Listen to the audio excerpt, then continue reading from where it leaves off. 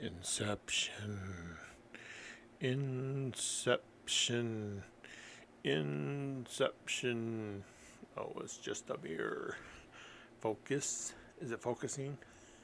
I'm trying a new setup today. This is Randy Starthinker um, with the Valentine Goose channel coming at you with like my seventh attempt at this video. Uh, yeah, it's Thanksgiving weekend. There's a lot going on this weekend. It's kind of bittersweet for me, but it was a lot of fun. My niece came in from Michigan, and of course, she wanted to do all the things you do. The only thing to do here is like to go to Mall of America. Um, that's about it. So I keep telling her, first of all, I'm on call, so I can't leave town. Second of all, it's like Mall of America on Black Friday during the pandemic is not, oh, excuse me, it's not a wise thing to do. It's just not. And she almost went on her own. And I'm like, dude, you don't want to do it. You just don't want to do it. And so it's like, what do you do in Iowa? Well, what did we do the first one? I can't remember what we did. Oh, uh, we just hung out basically. The second day, she wanted to go do something, so we went to the Rockford Fossil Park. If you don't know, Iowa is a seafloor bed, and so you can go there, and it's a mixed bag. If you bring a shovel and stuff, and you're patient, you spend a couple hours there, you can find some pretty good fossils. But she just there's no patience, so she got out and she's like, "Oh, I've been here 5 minutes. I haven't found a fossil." We found some cool ones. I found one that like I've never seen before, and it's like I know the camera can't catch this, but it's like it's translucent. It's almost like a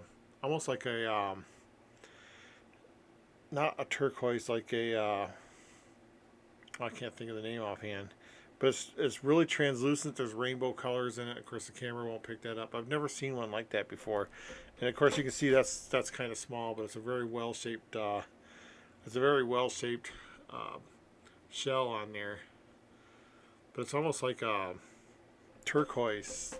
It's shiny and translucent. I've never really seen one like that before. Um, but yeah, if you're really patient, you can find the big. You can even find like trilobites and stuff there, and it's really cool. Lots and lots of shells. You can find that's the thing is like trying to find a perfect fossilized shell. Um, but then I also got something. I have a microscope I play with, so I got some sand and stuff. But from there, we went to Grotto of the Redemption, and Grotto of the Redemption is like if you drive from the Rockford Fossil Park to Grotto of the Redemption, you're going across the flattest part of Iowa, and it's just flat and straight roads, and it's like an hour and a half, and wow, it's just crazy. Um, and yeah, they had me laughing my ass off, and the thing is, I have syncope. If and I've fainted. That's fainting, by the way. And I fainted at least 3 times from laughing. And I was just kind of googling it because I've seen the word syncope spelled out before. But I was like, how do you actually pronounce that? So I looked it up, and it said laughing. Laugh-induced syncope is the rarest form. And I'm like, it's happened to me at least 3 times. Uh, Once while driving, and I was teaching the kids. And I don't know how this came up, but the kids are with me. All 4 kids and my wife was with me, and I was teaching them the origin of flipping people off, and I was using because there's lots of different stories. There's different ways people believe it happened, but there's one myth kind of that's like the English had their middle fingers cut off by the French, so they couldn't use their longbows, and if they were in battle, they would go pluck you, because they're showing they had their middle finger and they could use their longbows. Um, and I did. You got to picture me driving, and I'm telling the kids, I'm like, and they went like this, and this guy driving towards me thought I was flipping him off, and he like started flipping me off, and I started laughing so hard I passed out. That was the first time it happened. It happened once in the car with my daughter. It happened once at home on the couch, and I can feel it coming. I really can. I start laughing, and you start to see the spots around your peripheral vision, and you feel that head rush and stuff. But it's not a good thing. I wake up and my chest hurts and everything hurts. I also have other syncope. I stood up in the bath once too fast. That's how I got that scar above my eye. Um, I fell against the towel rack and cut my face wide open. Um, but yeah, it's not a good thing. And of course, my niece comes and she's heard stories from my kids because all it just happened all 3 times it was in front of my kids. So and she comes and she's like, "I want to see you faint. I want to see you faint." So the kids are like literally making me laugh for the last 3 days. I'm like, it just hurts. My stomach still hurts from all this laughing.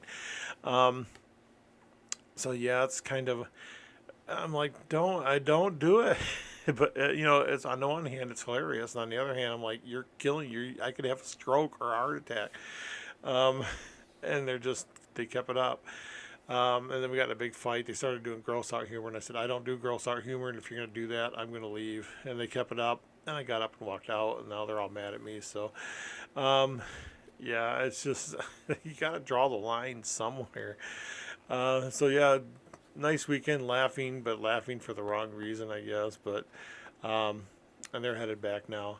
Uh, and there's so much going on in the treasure hunting world, and, I don't know. It's like I know one channel, and I'll name them by name: Calazars and K-Pro. They're going to embrace like the Forrest Fenn aftermath, and they said their next. I can't remember if it was their Monday show or their other show. They said they would talk about Forrest Fenn, and I don't know. I have mixed feelings about that. I just think for such a popular hunt that ended so badly, and it's just crazy. It's crazy, and I do fully endorse and believe in the GPS coordinates in the poem. Uh, it's just it fits too perfectly not to be something. And coming from someone who's been there uh, and dealing with old people, if you watch his interviews and he's talking about the poem, he's just got this smirk on his face because he knows that was hidden there, and he knows that when he's saying things about the poem, he's really saying things about the poem, and he's not. It's like he's got that smirk because he's never mentioning the GPS coordinates. And if you go back and watch him now, knowing what you know now, it's just to me, it's just like, yeah, that's an old man smirk. Smirk, he knows what he knows, and he knows he's just leading us on by talking about the poem. And he doesn't care if people think people are like, oh, that's an outright lie if he doesn't mention that. And I'm like, no, it's just part of being a treasure hunter. There's things about my book I don't talk about. There's things about, other treasure hunters. Mike Stather, you can ask him anything, he would just flat out say, I'm not going to tell you that. And, yeah, you just get bombarded with questions. Oh my God. And he just knew that he could answer all the questions and talk about the poem. And as long as he didn't mention GPS coordinates, he was good to go. And I'm wondering if he did it on a map, if he did GPS coordinates on a map and worked it out by hand, if that's why there might be a little bit of a discrepancy. Um, I, of course he's rich. He could have any GPS device he wanted, but, he's an old pilot. He might have just pulled out a map and said, bang, right here. And then took a ruler, measured it out, and said, yep, this is the coordinates. I could see that happening. But in any case, you go there, you find the blaze, and there it is. And I think he's just smirking. And yeah, I fully endorse that. There's just it's just ended so badly because he never confirmed anything. The finder is not coming forward, and now, conspiracy theories are just growing up like weeds. And some people are saying he ended the hunt early because he wanted it ended before he died, and others are saying it's just he was disappointed with the person who found it. And I don't see that. I mean, if you found a treasure like this, how can you not, like, selling it and getting the money not be the first thought in your head? And some people are saying, yeah, he was hoping the person who found it would keep it. And I'm like, that just seems like unrealistic. We're not, and it might be, because people who have lots of money think differently from people who don't have lots of money. And they might just think, well, why would they sell it, Don't they have money? And maybe if a rich person found it, they might keep it. But, 99% of us are not millionaires. And we would need the money. That's part of the, you ask people why they were searching for it. And a lot of people are saying, yeah, I could have used the cash. Um, and there's people, oh, I would have kept it. I would have kept all this gold. I would have did my own, blah, blah, blah. Oh, and my cat's coming, so she might get in the shot here. But it's like, wow. If he's disappointed because someone was going to sell it, and I don't know, it's just crazy. And I know student loan, because they talked about student loans, and I'm like, yeah, we paid on our student loan for like 20 some years, and we finally paid it off. Um, so student loans are an issue sometimes. Uh, but I being on the other end of it, I can see him being advised not to speak. Not so much. Maybe he wants to speak out. Maybe he's dying to speak out, but he's probably got a lawyer or an accountant that are saying, keep your mouth shut. If you know it's good for you, keep your mouth shut. It might even be like negotiations. Someone who wants to buy the chest, or someone who wants to put it up for auction, and they're saying, don't talk about it. It'll diminish the value, blah, blah, blah, this and that.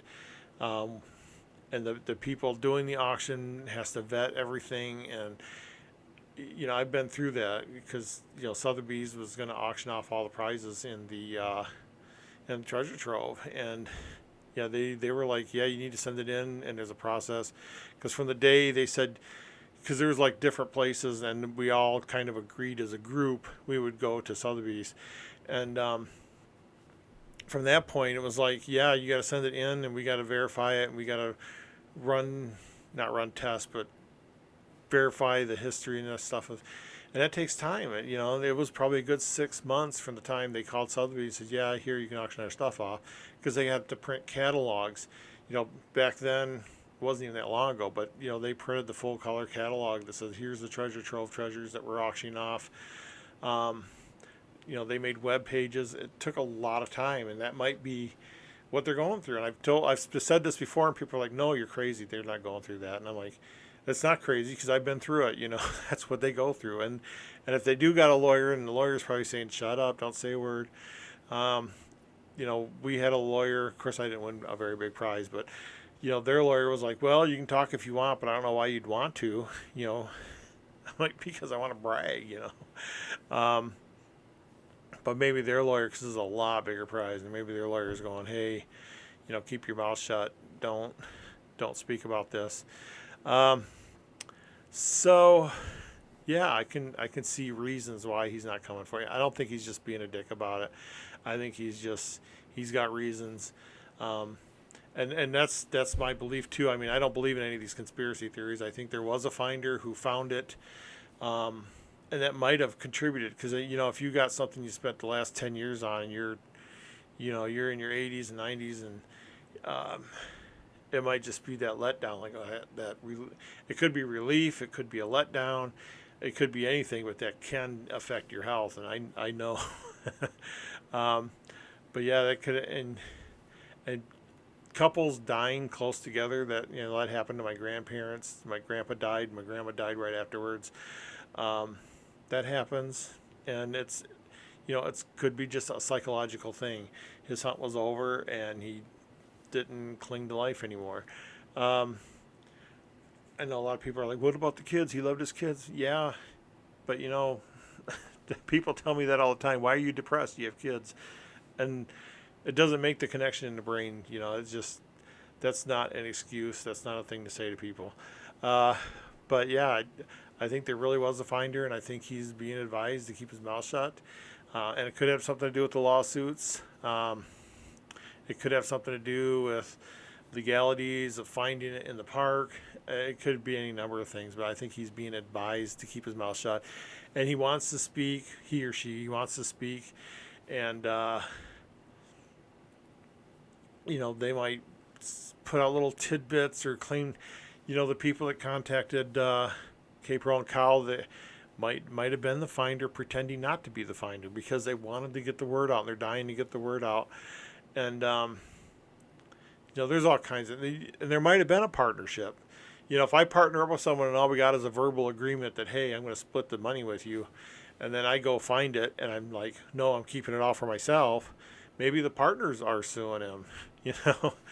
Because it's hard over verbal agreement. That's the first thing we learn in business schools. Always put things in writing. Even, if you go into business with your brother and you got a verbal agreement, doesn't matter. Put it in writing. Um, but I mean, it might have been something like that. But I do believe it was a legitimate finder. Um, and Fenn said, "Hey, I'm leaving it up to the finder," and then he was probably advised. He's probably got stuff going.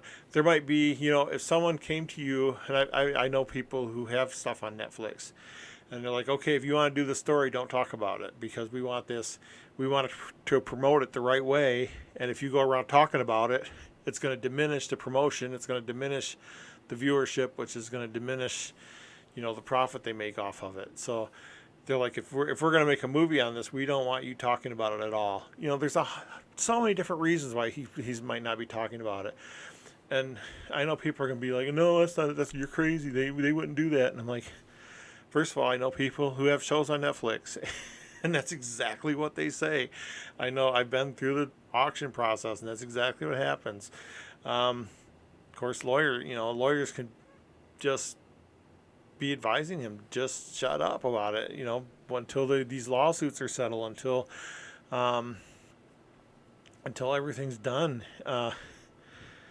But yeah, there's any never. But I believe it's all legitimate. I really do. And there's no conspiracy theory. I don't think Forrest wanted it to be done and gave out the final solve to anybody. I don't believe he sent someone out to retrieve it.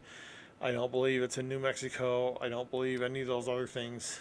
I just believe someone finally figured out the GPS coordinates and did the search enough to actually find it. Um, and Yeah, I think this will all come out one day. And if it is a Netflix show or Hulu or Amazon or whoever's going to do it, I don't think it'd be a network. I just don't think anyone would want to do it. And anyone, like I can go out and make a documentary and get it on Netflix and get it on Amazon. I have a friend going through this process right now. Of course, I can't talk about it, I guess. If she can't talk about it, I can't talk about it. But yeah, there's like legalities. You can't just talk about it. Um, so yeah, and it's nothing. Netflix is saying, okay, you produce this and show us to us, and if we're convinced it's good enough, we'll put it on Netflix, and you know, then they negotiate all that stuff, and it's really complicated. So, um, if you don't believe me, I don't care. Uh, but yeah, this is all my opinion, and I guess we got to say that now because people lose their stack over things, and that's why I turn off comments because I got sick of people fighting in the comments over my opinion. If I say this is my opinion and they're like, you're wrong and this is the right way, I'm like, opinions can't be right or wrong. They're opinions. So I just got tired of that. So anyway, Forrest fan, boy. And then Fandango. Fandango ended. I don't know. I haven't really been following it in the last year or so, so I don't know if they said when they would release a solution. I think they wanted to go retrieve the item first, and there's some issues with going to retrieve the item because of COVID. So, yeah, we'll see how that goes. But that's a legitimate end to a legitimate hunt. Um, I don't know. I have mixed feelings about hunts with end dates. Um, and Fandango was pretty good about here's the hunt, and here's the end date. Have at it. I don't recall them dropping hints or clues or doing interviews or anything like that. And if I had everything to do over again, I would have done a pseudonym and not even revealed who I was, and avoided any interviews or anything. But then just to have an end date, I don't know. If the item is well protected and it's good enough to be out there for a while, I wouldn't have an end date, and I don't have an end date on mine. Um, What was Blackbeard? Who I keep calling him Bluebeard. I don't know why I keep calling him Bluebeard, but Blackbeard. Uh, Blackbeard. I don't even know what to think about Blackbeard anymore. Um, it's like maybe they have delusions of grandeur. And people keep saying, well, if they sold 240,000 tickets, I'm like, I don't think they did that. I honestly don't think they could have done that. If they did, they would have $12 million. And if they had $12 million, they could afford a computer. And they could afford to hire someone from Best Buy to do their website or something, you know. Um, and then we found out that their passwords on their site are unencrypted. So if you use a common password, and I know I'm guilty of that, I have variations on my password for how I use it, but I don't know. Like there's people out there that use the exact same password. So if you made a password for that site, it's out there. It's in plain text, and I'm sure it's already been put out there. Um, I just don't. There's no way. There's no way he sold 240,000 tickets. There's just no way. You can't do that and not escape um, scrutiny. Not have newspaper people uh, trying to interview you and stuff. And there's just no way. That's better than Michael Stafford did. That's better than some of these other hunts did. And they don't have a guy to run their computer. And I don't know what their excuses are now, but also they were supposed to have announcements in major cities with mayors, and I haven't seen a single announcement in a single city by a single mayor. Uh, I am working on chapter. Well, I won't even tell you, but I saw somebody crack the same code we did, and they posted it. And I'm like, dang it, they did it. So we're working even harder on it. I tried some ideas, and then Dave, I can't remember his last name, came on and like gave away some major hints and stuff. And uh, again, I don't know why. I mean, I avoid interviews. Um, I don't mind talking to people like nuts and bolts type of thing, but the minute they start asking me questions, I just like, oh God, how do I deal with this? I don't want to deal with this. And they try to ask the most innocent questions, like, oh, I can't even think of one of the innocent questions, but like, can you tell me if this part of this page is important? And I'm like, how can I answer that one way or the other without giving something away?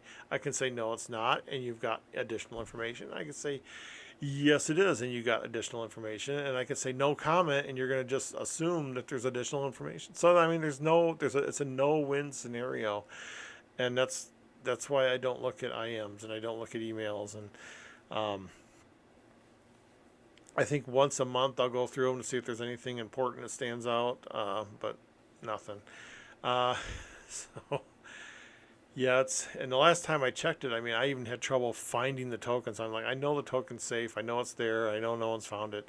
I know it's not going anywhere. I know a squirrel's not going to pick it up or anything. So, yeah, if you haven't solved the riddles, you're not going to find it. But I can't answer questions. I can't. God, I hate that. Also, like this U.S. treasure hunt, he's like on December 13th, which is the day before my birthday. They're going to release another clue, and I'm like, why are people so anxious for their treasure hunts to end? They start a treasure hunt, and they're so anxious they want it to end, and they give out clues and clues and clues, and until someone solves it, and they're like, woohoo, it's over. And I'm like, to me, the challenge is to see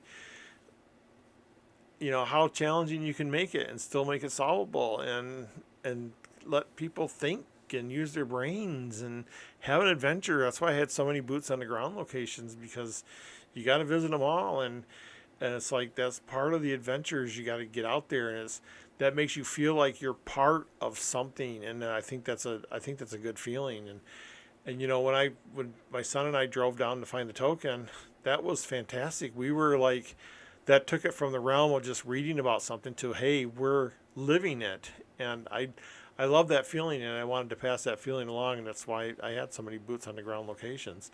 And that's why I did it in a compact area. I mean, I could have spread this all over the United States, but then I know what it's like to be broke. I know what it's like to say, okay, I know there's a clue in California, but I can't just hop in my car and drive to California. And I know, oh, yeah, there's a clue in Michigan. I can't just drive to Michigan. Um, but wow. And I, you know, so I compacted it. I was like, you know what? I'm just going to stick to the local. I'm in Denver. It's a big town. It's a big area. There's, the metropolitan area is huge. You got the Front Range, and there's a lot you can do with a hunt just in a big city like that. And because I'd lived there, it's like I kind of knew it. Maybe not as good as everybody that lived there their whole lives, but um, yeah, I just felt like, hey, I'll just stick to what I know. It's like I'm thinking about doing one now. Like, okay, can I confine it to Iowa? And still, I had this idea of doing a county by county thing, and then they all got to add up to the main prize. But I'm like, Iowa has 99 counties, and how hard would it be to go to each county to find a location to do a boots on the ground location? I think this would only work in a state with maybe 20 counties, 10 counties. But 99 counties is a bit much. I mean, Iowa was just divided into a big grid. And the reason there's 99 is because one county kept two blocks. And then, I have ideas. I do have ideas for another hunt. I didn't want to do another hunt, but I keep getting so many ideas. And I was talking, well, in the Zoom the other night, I was like, hey, man, if anyone wants some ideas, I'll pass along some ideas for your own hunts. But, yeah, and what else is going on? I still hit Gardassia, Gargantuan, the hunt nobody's working on, and Niam spec. I keep at least once a day. At work I'll pull it up and I'm looking at it. I'm like, okay, where is this? But where they said it's an outside look, and I still have issues with that. But they said there's an outside place, but you can find it in the code somehow. But I'm like, okay, so what is this outside source? What is this new world? Opals. I don't know. But I look at it just see if, because in the course of the day you're doing a lot of stuff. There's a lot of new things I've tried with Chapter 4. And I'm still certain I've got a city, but I can't find proof. And everything in this chapter points to a certain city. If you know what city I'm talking about, everything in that chapter points to it, and you're like, but that's not how he described it. He said there's a method that will tell you the location, what the object is, and there was three things. I don't know if he actually said a town, but he said you might get the name of a park, and if you Google the park, you'll get the name of the town. So the park, the actual place, behind a statue, under a rock, whatever, and then what the object is, bottle cap or whatever. And I'm not finding that, but every single thing points to this one city. So I'm just like racking my brain, and I know, and that's the danger. That's a dangerous thing to do, because if you convince yourself you have a city, you're going to be looking for things that fit that city, and you're going to miss out because it might be a completely different city on the other side of the country. And because I've got this thing stuck in my head, I might be missing out on other clues. So, but every time I read it, I'm like, oh, that's part of it. And then I find something new. I'm like, oh, yeah, and that's part of the city. It's just like, maybe that's the method, maybe it's wordplay, And speaking of wordplay, went through, again, this is the Cowpro and Cape Cowpro. That's what they should call the Cowpro couple. But yeah, their hunt was solved rather quickly. But their rule, the way they did it, I would have some critiques, but it was solved by people without hints, so I can't really critique it. Well, I can't in good conscience critique it, but I still, like he said, he had a area code, but then not area code, zip code, and he was like, oh, but he made it too easy, so he switched some numbers around. And I'm like, oh, that's like fingernails on a chalkboard. I'm like, why would you switch numbers around? Unless there's a rule somewhere that says you switch numbers around. To me, everything's got to be cut and dry. And that's why I don't care for wordplay based hunts because it's not cut and dry, and people make up their own rules and or throw rules to the wind. You mix up numbers. How is that? That's not hard and dry. It's not black and white. It's gray. It's very gray. Um, but yeah, but I mean, people solved it without without any hints or anything. So uh, it must have been solvable. So I can't really say anything. But on the other hand, it was solved rather quickly, and I'm not sure. Looking at it, I'm like, wow, and I guess it was a group effort that did it, but man, I just don't get it. I don't. And I've gone into the Zoom meetings for uh, the U.S. treasure hunt, and I'm like, I don't know. They get off on tangents, and I'm like, okay. And I participate because I made sure I participated because that was the big thing. And I threw out some things that I was trying, and I haven't said anything about the city I got yet, but I threw out some things I was trying. I threw out some ideas, and I got some ideas and some things I've worked with. Some things I thought, that's a good idea, but they should carry it one step further, or they should back off a step and try this. And I've tried those things and not getting anywhere. And I haven't been in the last couple of Zooms. I don't know how well it's doing. Um, but I thought it was 7 o'clock at night, and it's 2:34. How freaky is that? I was getting ready for work. Um, or I was thinking about getting ready for work, and I'm like, it's only 2:34. I got time for a nap. Woo. But yeah, all these things. It's a very busy time for treasure hunts, and I don't really have anyone to talk to about it. None of my kids are into it. Like I said, my niece was here, and she asked me about it, and I was like, I don't know. It's going. She's like, where is it? Where is it, Unc? Where is it? I'm like, I'm not gonna tell you where it is. Um, and I know a lot of people in Denver, and uh, every once in a blue moon, someone will say, hey, don't you have something hidden in Denver? And I'll be like, yeah, I guess I do. Um, but yeah, it's all very interesting, and uh, all these hunts that started, that were supposed to start and didn't, and ended, and um, the big major, and I was only on the Fenn hunt for maybe 6 months, 9 months, something like that. So I'm not, there's people that worked on this for 10 years and searched everywhere, and I can imagine how attached you are to this and how important this was. And I'm not making light of anything. I mean, I know what that feeling is like. I really do. And I don't know if it's an addiction or if like a subset of addiction, but it's a big part of your life that's suddenly gone. And I don't know, some of the really serious hunters, I don't think there was any, I don't know. It's the people who were roosters and the people who always said, oh, I kind of know where this is. Those are the people that are now doing conspiracy theories and all this stuff. And I'm like, I still don't get, I did a whole video on that. I still don't get,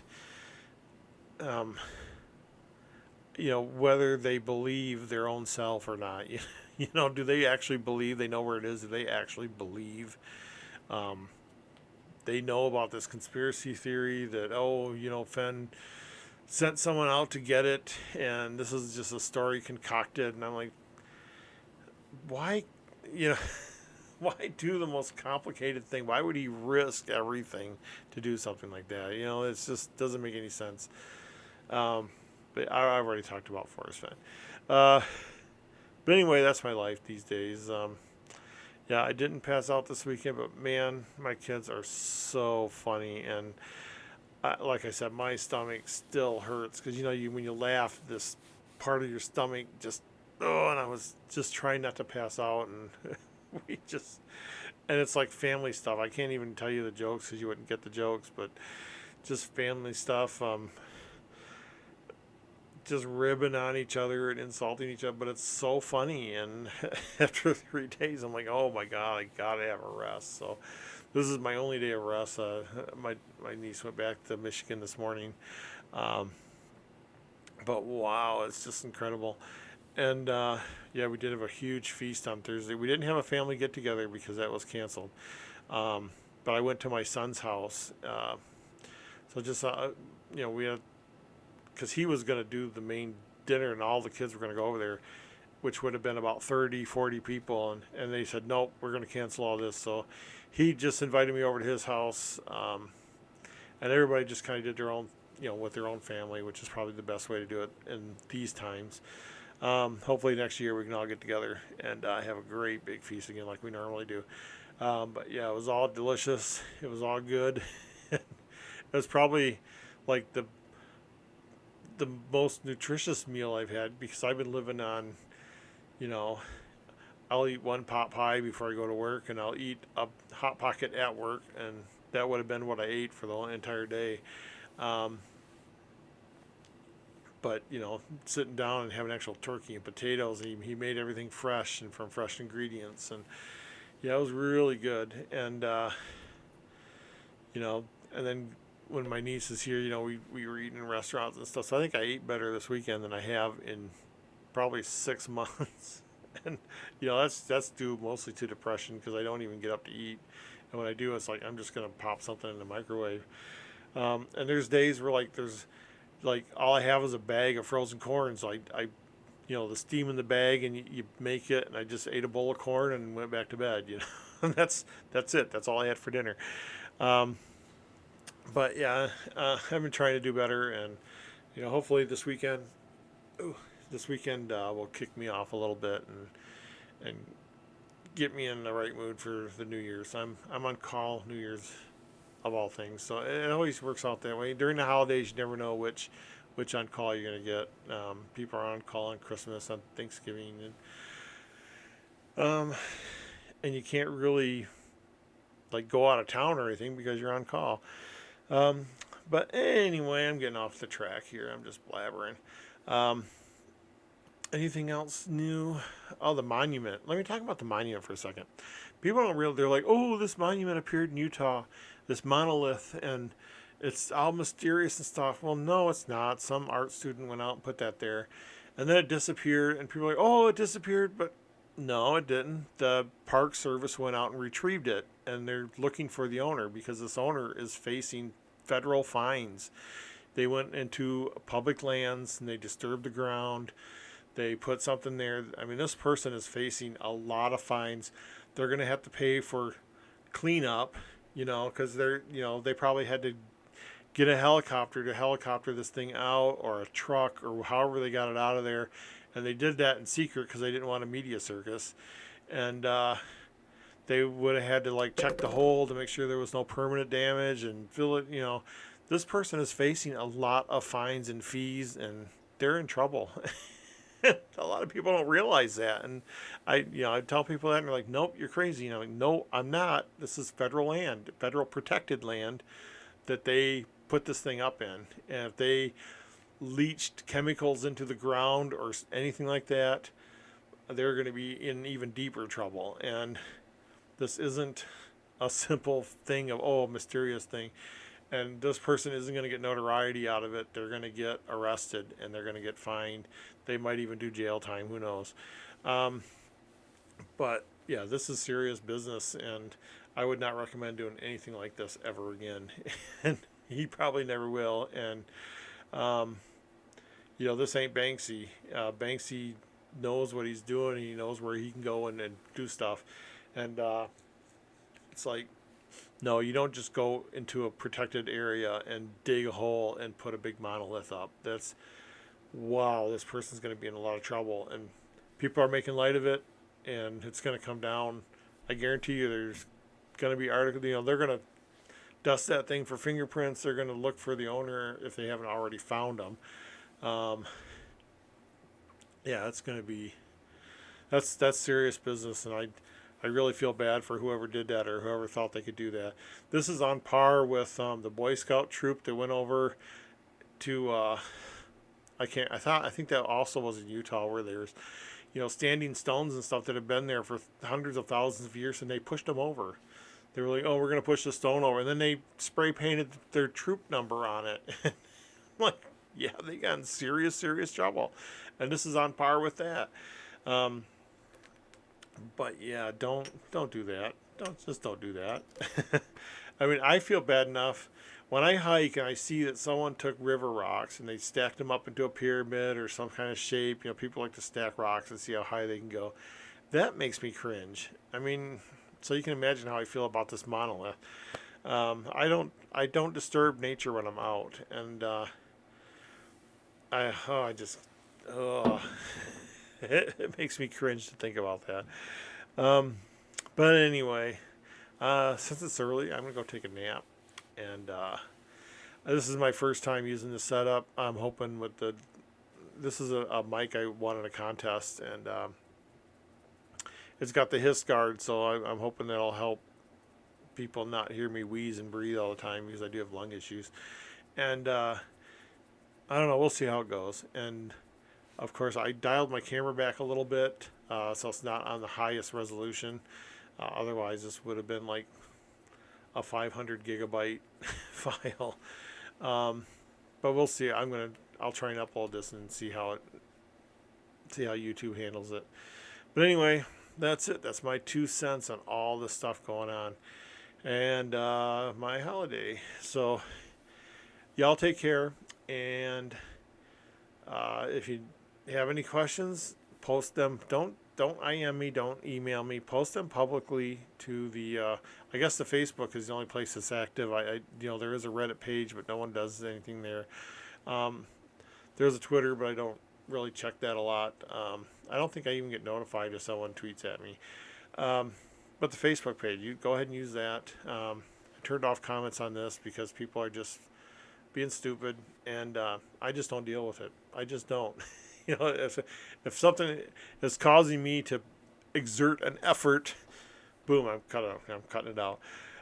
Anyway, y'all take care, and I hope you all had a happy Thanksgiving. I hope you spent some time trying to do Visioneer ciphers and Polybius squares and Caesar shifts and God, what else did I do? I did all these at one point because my niece would drop me off and I'm like, oh, I'm so tired, but I'm gonna count the number of times someone says the word the, you know, just something stupid just to try it, and so I lost a lot of sleep this weekend. But anyway, I'm gonna go and see what's happening upstairs and then take a nap. So you all have a good weekend, and we'll see you guys later.